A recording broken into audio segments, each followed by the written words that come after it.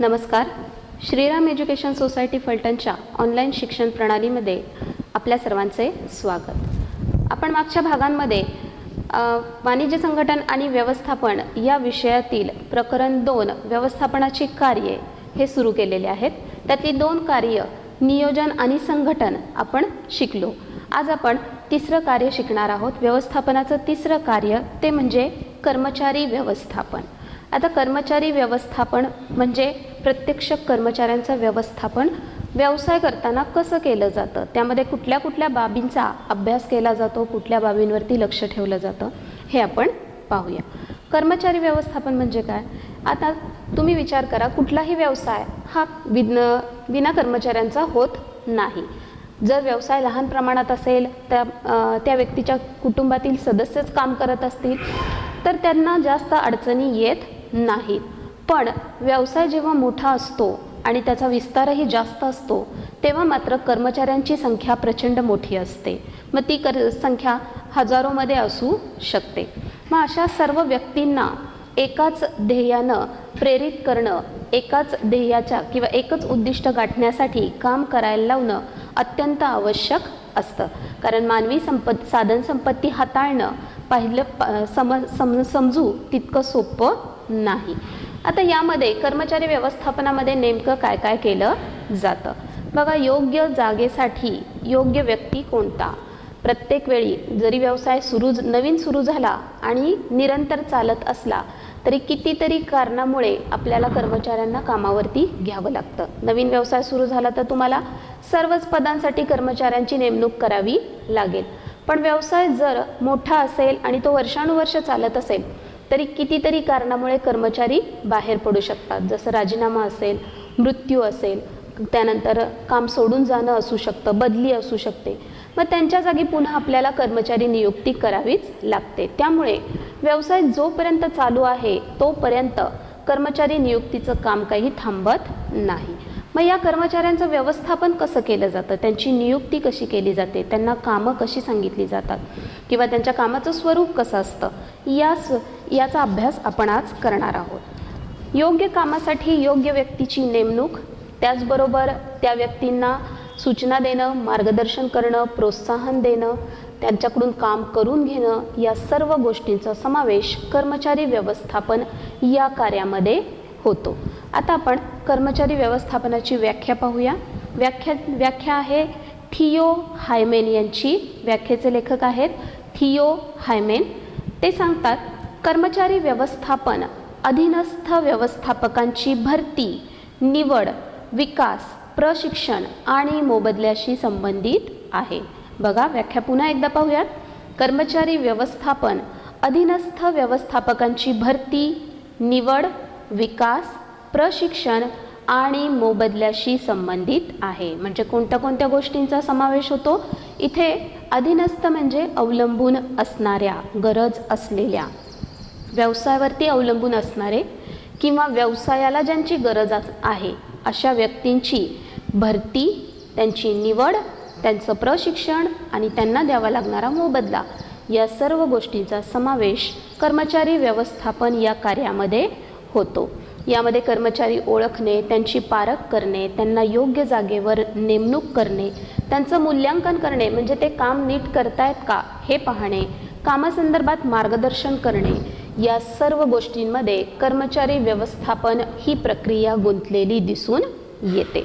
आता कर्मचारी व्यवस्थापनाचे आपण महत्त्व बघूया की कर्मचारी व्यवस्थापन करणं खरंच व्यवसायासाठी गरजेचं आहे का, त्याचं काय महत्त्व आहे हे आपण पाहूया.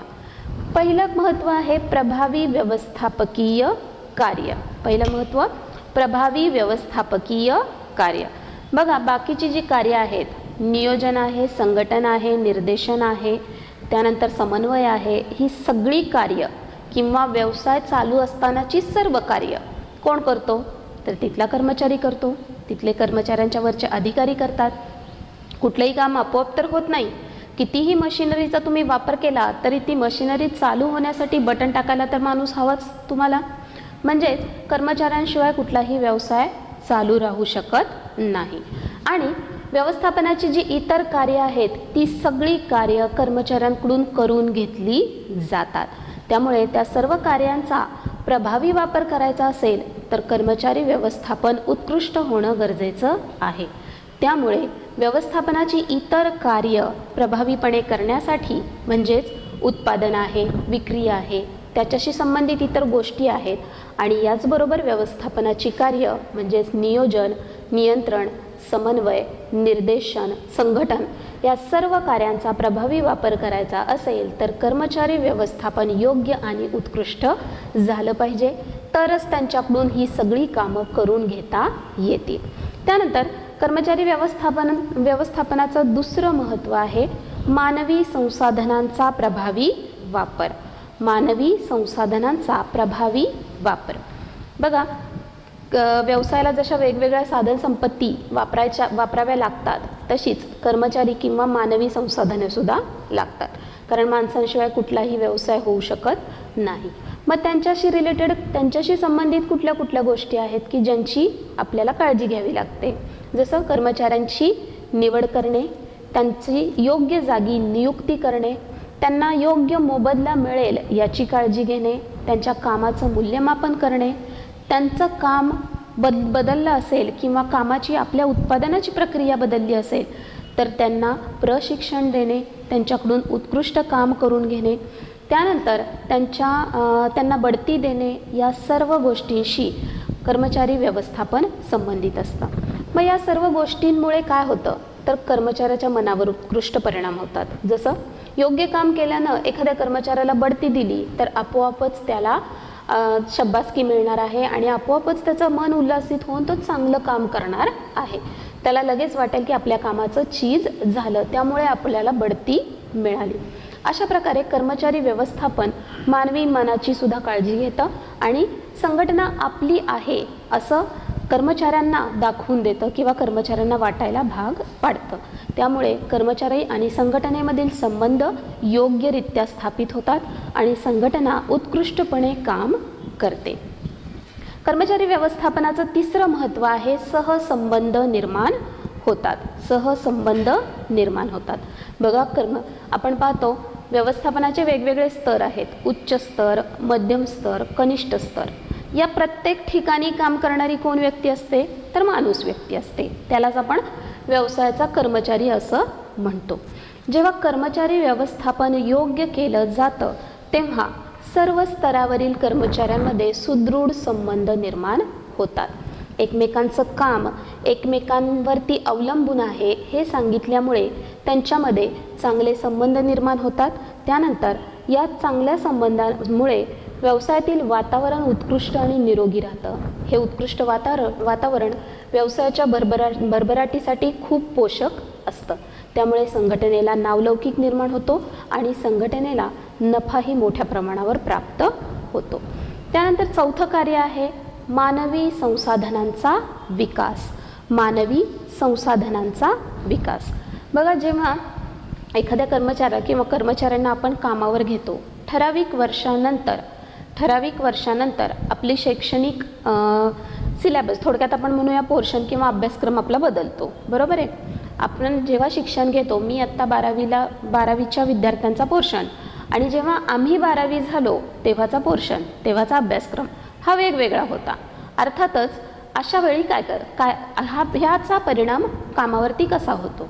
जेव्हा एखाद्या व्यवसायामध्ये काम करणारा कर्मचारी टाईपरायटरचं ज्ञान घेऊन तो कामाला लागलेला आहे, आता त्याला टाईपरायटिंगचं पूर्ण ज्ञान आहे, कंपनीचे चांगली लेटर्स बनवतो तो आणि लेटर्स देणं येणं या सगळ्याच्या नोंदी पण व्यवस्थित करतो. आता कालांतरानं झालं काय तर कम्प्युटरचा वापर सुरू झाला. टाईपरायटर आता तर पूर्ण बंद पडले. कम्प्युटरचा वापर सुरू झाला, पण या 20 वर्ष जुन्या असलेल्या कर्मचाऱ्याला कम्प्युटरचा वापर करता येत नाही. त्याचं ज्ञान काय झालं, आता कालबाह्य झालेलं आहे. पण त्याचा अर्थ असा आहे का की त्या कर्मचाऱ्याला कामावरून काढून टाकावं तर बिलकुल नाही, कारण त्याचे आणि व्यवसायाचे आता एक चांगले संबंध निर्माण झालेले आहेत. तो व्यवसायाचा एक चांगला ग्राहक आहे, चांगला व्यवसायाच्या संबंधी प्रति आस्था असणारा एक व्यक्ती आहे आणि त्याच्याबरोबरच समाजामध्ये त्या व्यवसायाची प्रतिमा फिरत असते. मग तुम्ही काय कराल? व्यावसायिक किंवा मॅनेजरनं, व्यवस्थापकानं काय केलं पाहिजे? व्यवस्थापकानं त्याला काही कालावधी कम्प्युटरच्या प्रशिक्षणासाठी, संगणकाच्या प्रशिक्षणासाठी दिला पाहिजे. त्याला ते काम करण्याची सवय लावली पाहिजे आणि मग त्याच्याकडून काम करण्याची अपेक्षा केली पाहिजे. एकतर त्याला लगेच काढता येणार नाही. जर त्यानंतर 6 महिने, 8-10 महिन्याचा कालावधी दिला आणि त्याचबरोबर त्याला टाईपरायटर बरोबरच तू आता कम्प्युटरचं पण शिक, आपल्याकडे कम्प्युटर येणार आहेत, हे सांगितलं तर त्याला त्याबरोबर दोन्हीचं ज्ञान मिळेल आणि तो आपोआपच संगणक उत्कृष्टरित्या चालवू शकेल. याचा अर्थ काय झाला? बघा, याचा अर्थ म्हणजेच एका कर्मचाऱ्याला आधी संगणक येत नव्हता, पण व्यवसायामुळे त्याचा विकास झालेला दिसून येतो, त्याच्या कौशल्यांचा विकास झालेला दिसून येतो, त्याच्या ज्ञानाचा विकास झालेला दिसून येतो. आता अशा प्रकारे जेव्हा व्यवसायातली यंत्रसामग्री बदलते तेव्हाही त्याचं प्रशिक्षण कामगारांना देणं आवश्यक आहे. उत्पादनाची पद्धत बदलते तेव्हाही देणं आवश्यक आहे. एकतर त्यांना नवीन कौशल्य आत्मसात करायला लावणं आणि प्रशिक्षण देणं, यानं कर्मचाऱ्यांचा विकास होतो आणि याचा परिणाम व्यवसायावरती होतो. मग कर्मचारी व्यवस्थापन या कार्यामध्ये या सर्व गोष्टींचा विचार करून कर्मचाऱ्यांना प्रशिक्षण दिलं जातं, त्यांची कार्यशक्ती वाढवली जाते, कौशल्य वाढवलं जातं आणि त्यामुळे व्यवसायाच्या मानवी संसाधनांचा विकास होतो. बघा, ही सगळी व्यवसायाची मानवी साधन संपत्ती आहे. कर्मचारी कोण आहे? व्यवसायाची मानवी साधन संपत्ती आहे. ही मानवी संपत्ती वाढवणं म्हणजे त्यांचा आकार वाढवणं नाही, तर त्यांचं कौशल्य वाढवणं, त्यांची बौद्धिक क्षमता वाढवणं, ही सर्व कार्य कर्मचारी व्यवस्थापनामध्ये केली जातात. त्यानंतर 5वं कार्य पाहूया आपण, तंत्रज्ञानाचा आणि इतर संसाधनांचा प्रभावी वापर. तंत्रज्ञानाचा आणि इतर संसाधनांचा प्रभावी वापर. बघा, व्यवसाय करताना आत्ताच सांगितलं मानवी संसाधन म्हणजे कर्मचारी, याचबरोबर इतरही संसाधनं लागतात, जसं यंत्रसामग्री आहे, कच्चा माल आहे, वीज आहे, पाणी आहे, बरीचशी साधनसामग्री लागत असते, तंत्रज्ञान असतं, कामाची पद्धत असते. आता मानवी संसाधन वगळता इतर सर्व जी साधनं आहेत ती कोण वापरणार असतं? त्याचा वापर फक्त कर्मचारी करत असतात. म्हणजेच जी व्यवसायामध्ये काम करणारी लोक आहेत ती ही सगळी साधनसंपत्ती वापरतात.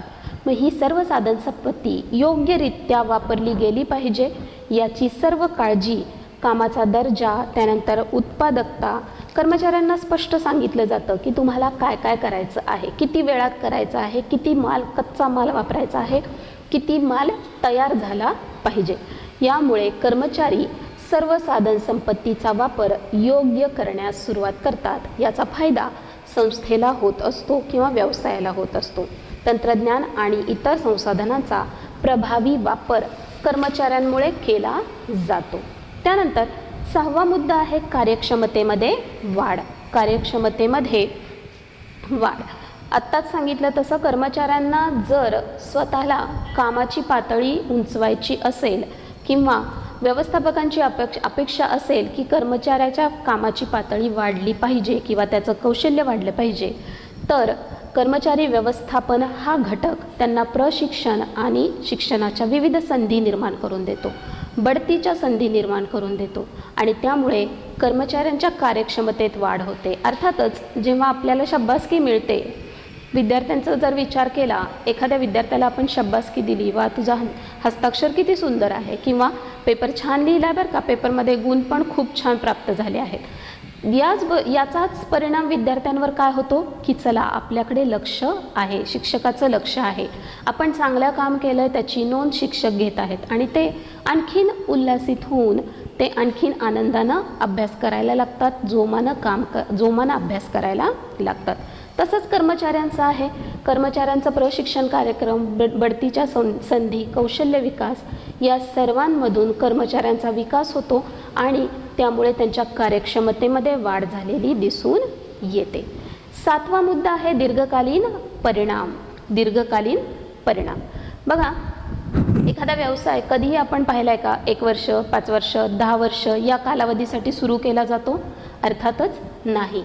व्यवसाय जेवढा भरभराटीला येईल तेवढा तो वाढत जातो आणि व्यवसायाच्या प्रकारांनुसार व्यवसाय हा अनंत वर्षांपर्यंत टिकू शकतो. नफ्यात असलेली भरभराटीत असलेला व्यवसाय कधीही कोणीही बंद करत नाही. म्हणजेच काय, उद्दिष्ट कुठलं असतं? दीर्घकालीन उद्दिष्ट असतं की आपल्याला दीर्घकालीन व्यवसाय करायचा आहे. मग दीर्घकालीन व्यवसाय करताना पुढच्या भविष्याचा विचार करून कर्मचाऱ्यांची निवड केली जाते. जसं आत्ता आपल्याला काय करायचं आहे आणि उद्या किंवा 4 वर्षानं 5 वर्षानं माझी काय इच्छा आहे, मालकाची काय इच्छा आहे की आपल्याला कुठे पोहोचायचं आहे, या दृष्टीनं तशा प्रकारच्या कर्मचाऱ्यांची निवड केली जाते. आणि योग्य कर्मचाऱ्यांची निवड संघटनेला अतिशय उत्कृष्ट परिणाम प्राप्त करून देतात. यश प्राप्त होते. चांगले कर्मचारी ही व्यवसायाची साधनसंपत्ती आहे. त्यामुळे संघटनेला यश प्राप्त होते आणि संघटना दीर्घकालीन टिकण्यावर सकारात्मक परिणाम होण्यावरती मदत मिळते. त्यानंतर 8वा मुद्दा आहे आवश्यक योगदान. आवश्यक योगदान. बघा, भविष्यामध्ये व्यवसायाला काय करायचं आहे याचा विचार आत्ताच केला जातो आणि त्यानुसार कर्मचाऱ्यांची निवडणूक केली जाते की बाबा 4 वर्षानंतर आपल्याला एवढ्या कामाची अपेक्षा आहे किंवा 2 वर्षानंतर आपल्याला नवीन शाखा उघडायची आहे. तेव्हा आमची इच्छा आहे की तू तिथे मॅनेजर म्हणून जावं, तिथे व्यवस्थापक म्हणून जावं. त्यासाठी आम्ही तुला आत्ताच कामावर घेतो आहे आणि तुला प्रशिक्षण देतो आहे. किंवा व्यवस्थापकाच्या डोक्यात, मालकाच्या डोक्यात पण ते विचार असतात की हा व्यक्ती हुशार आहे, आपण ह्याला 2 वर्षात चांगलं प्रशिक्षण देऊ आणि आपल्या पुढच्या ब्रांचला किंवा पुढच्या शाखेमध्ये हा अतिशय उत्कृष्ट व्यवस्थापक म्हणून काम करू शकतो. हे डोक्यात पहिल्यांदाच असतं किंवा हे विचारात आधीच घेतलं जातं आणि त्यानुसार कर्मचाऱ्यांची निवड केली जाते. त्यामुळे भविष्यातील आव्हाने समर्थपणे पेलण्याची शक्ती कर्मचाऱ्यांमध्ये निर्माण होते आणि त्याचा अंदाज घेऊनच कर्मचारी व्यवस्थापन अशा कर्मचाऱ्यांची निवड करतं. त्यानंतर 9वा मुद्दा आहे कामाचे समाधान. कामाचे समाधान. बघा, जेव्हा आपण कुठेही काम करतो त्याचा योग्य मोबदला मिळाला तर आपल्याला समाधान वाटतं, बरोबर आहे? कुठेही काम करा मग तुम्हाला त्याच्या बदल्यात योग्य मोबदला मिळाला नाही, अरे मी इतके तास इतकं काम केलं पण मालकानं मला एवढेच पैसे दिले, पुन्हा आपल्याला त्या मालकाकडे जाण्याची इच्छा होत नाही. मग कर्मचारी व्यवस्थापन काय करतं? योग्य व्यक्तीला योग्य कामाच्या मोबदल्यात योग्य मोबदला देतं. त्यानंतर काही कालावधीनंतर त्यांना स्पष्ट सांगितलेलं असतं की तुम्ही असं उत्कृष्ट काम केलं तर तुम्हाला बढती मिळेल, तुम्हाला प्रशिक्षण घेतलं तर तुम्हाला वेगळ्या प्रकारचं काम करता येईल किंवा ह्याच्यापेक्षा उच्च दर्जाचं काम करता येईल. योग्य मोबदला. नोकरीची हमी एक जास्त महत्त्वाचं आहे. ज्यावेळेस नोकरीची हमी नाही असं कर्मचाऱ्याला वाटतं तेव्हा कर्मचारी मन लावून काम करू शकत नाही. आपल्याला कुणीही इथून कधीही काढू शकतं हा एक विचार असला तर तो बाहेर काम शोधायचा प्रयत्न करेल. पण मी जर उत्कृष्ट काम केलं, सूचनांचं पालन केलं तर मला इथून कोणीही काढू शकत नाही, ही जर शाश्वती त्याला असेल तर तो अतिशय उत्कृष्ट काम करू शकतो. अशा प्रकारे आर्थिक आणि बिगर आर्थिक दोन्ही प्रकारचे फायदे कर्मचाऱ्याला दिले जातात. आर्थिक फायदे पैशांच्या स्वरूपात असतात. बिगर आर्थिक फायदे हे इतर भत्ते असतील, जसं विमा असेल, आरोग्य सेवा असतील, येण्या जाण्याच्या सोयी असतील किंवा कधी प्रोत्साहनपर शब्द पण असतात किंवा एखादं बक्षीस देऊन किंवा एखादा चिन्ह, मानांकनाचं चिन्ह देऊन अशा प्रकारे सुद्धा कर्मचाऱ्यांना प्रोत्साहन दिलं जाऊ शकतं. या सर्व गोष्टी कर्मचारी व्यवस्थापनामध्ये केल्या जातात. आणि कर्मचारी व्यवस्थापनामधील सर्वात शेवटचा मुद्दा, शेवटचं महत्त्व आहे सुसंवाद टिकवून ठेवतो. सुसंवाद टिकवून ठेवतो. कर्मचारी आणि अधिकारी यांच्यामध्ये सुसंवाद निर्माण झाला पाहिजे. योग्य कर्मचारी, योग्य अधिकारी त्या पदावर काम करत असतील तर मात्र प्रत्येक विभागामध्ये सुसंवाद निर्माण होऊ शकतो. कर्मचारी आणि अधिकारी कर्मचाऱ्यांच्या सूचनांचं किंवा त्यांच्या अडचणींचं योग्य प्रकारे निराकरण करतील, सूचनांचं त्यांच्या स्वागत करतील आणि त्याप्रमाणे कामामध्ये जर बदल करता येऊ शकत असेल तर करतील. आणि अधिकाऱ्यांचं कर्मचारी व्यवस्थित ऐकत असतील, शिस्तबद्ध पद्धतीने काम करत असतील तर सुसंवाद टिकून ठेवला जातो, टिकून राहतो. यामुळे व्यवसायामधचं काम अतिशय योग्य रीतीने होतं. याचा परिणाम व्यवसायाच्या नफ्यावर, दीर्घकालीन टिकण्यावर होत असतो. अशा प्रकारे आज आपण कर्मचारी व्यवस्थापन म्हणजे काय हे व्यवस्थापनाचं तिसरं कार्य पाहिलं. त्यानंतर आता आपण पुढच्या भागामध्ये आपण व्यवस्थापनाच्या कार्याचा चौथा मुद्दा पाहणार आहोत. आज आपण इथेच थांबूया. धन्यवाद.